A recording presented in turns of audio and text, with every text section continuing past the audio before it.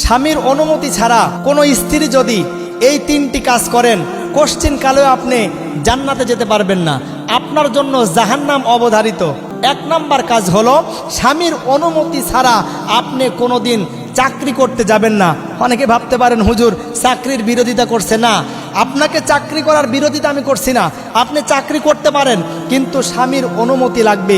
পর্দা মেনটেন করে স্বামীর অনুমতি নিয়ে আপনি চাকরি করতে পারেন। দুই নাম্বার, স্বামীর পকেট থেকে কখনো না বলে কোনো ধরনের টাকা, কোনো ধরনের সম্পদ নেওয়া যাবে না। যদি আপনি স্বামীর পকেট থেকে না বলে কোনো কিছু নেন, কোনো টাকা নেন, এটা চুরির শামিল হবে। সুতরাং দ্বিতীয় নাম্বার, স্বামীর পকেট থেকে কোনো ধরনের টাকা না বলে নেওয়া যাবে না।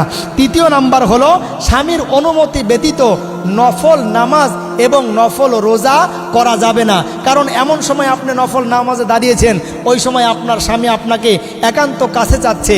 আপনার স্বামী, আপনি নফল রোজা করতেছেন, আপনার স্বামী আপনাকে একান্ত কাছে টানতেছে।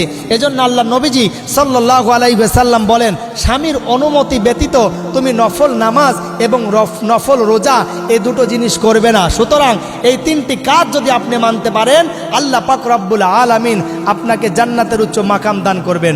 সুবহানাল্লাহ।